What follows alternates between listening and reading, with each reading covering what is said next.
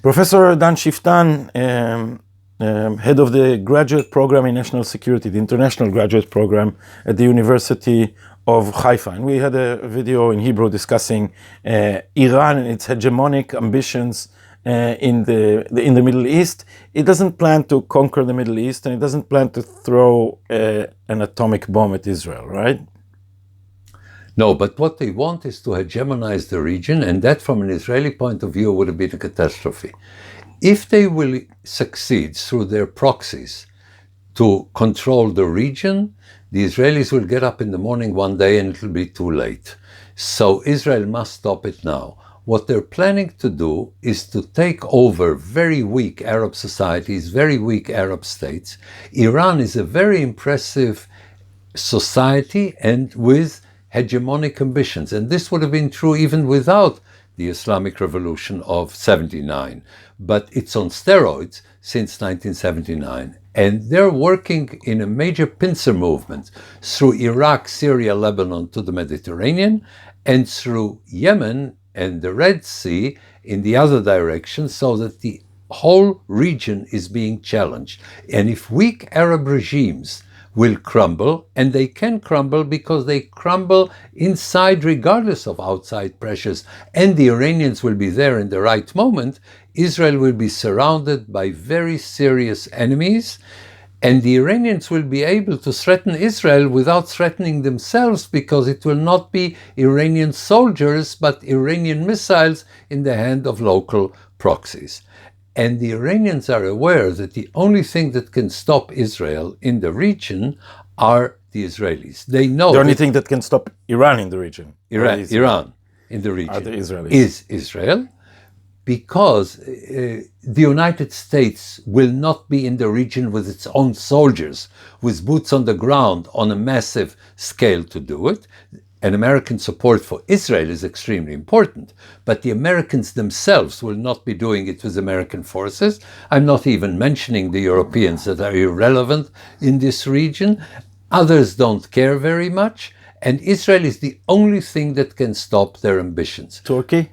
No, Turkey, look, the Turks have been doing practically committing every possible mistake that they can in terms of positioning themselves as a major power in the region. They're hated by everybody except Hamas, and they can't live with anybody because they're threatening Egypt through the Muslim Brotherhood and Jordan. So Turkey is not an option. Erdogan was stupid enough to undermine his position as a major Middle Eastern power.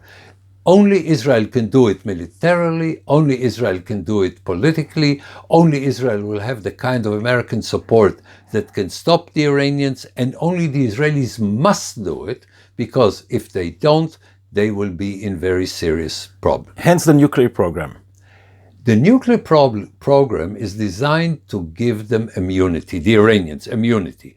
First of all, vis-a-vis the United States. Second, from very strong Israeli conventional counteractions against their conventional encroachments. So if, for instance, they try to take over Jordan, Israel will conventionally prevent it by military force, because if you take over Jordan, the whole Middle East changes in a very dramatic way. What the Iranians want to send a message to Israel about is, hey, you can't use your conventional advantage over us, because we can always escalate to a nuclear force. Now, will the Israelis do it anyway? Yes. Do the Iranians hope that they will not do it? Yes. The Iranian nuclear military program is designed, first of all, to build them as a major international power, because they have also international ambitions. Second, to protect the regime from American regime change. And third, to threaten Israel, to deter Israel from taking conventional actions. And only the Israelis are committed to prevent Iran from having nuclear weapons. The Europeans, again, are more of a joke than anything else. The Americans under Obama basically assisted them. The Americans under Trump are trying to prevent it, but nobody knows what will happen in a year and a half, and the Iranians are probably trying to wait out Trump and then see if they get another dumb American president who will allow them again and assist them again in building nuclear weapons. So it is now up to Israel. The Iranians know that it's up to Israel, and therefore they're trying to present Israel with an offer it cannot refuse in Syria. What the Iranians are trying to do is the following. If Syria will become a basis for war against Israel, if the Iranians will bring there huge numbers of accurate long-range missiles that can saturate the Israeli anti-missile program, then Iran can, from Syria and Lebanon, from their own militias and forces in Syria and Hezbollah at the same time, harm Israeli cities in a way that will perhaps not threaten the existence of Israel, but will threaten the success story of Israel.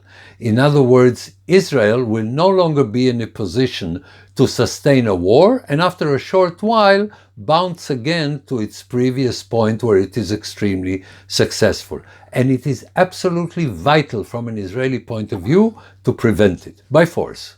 Which is what the Netanyahu administration is now This doing. is exactly what Israel, with a very wide consensus of Israelis, is doing by having a low-intensity preemptive war in Syria, preventing militarily by bombing the Iranian presence there from establishing this basis. And we've heard only a few days ago that about a third of the Iranian forces are only left in Syria.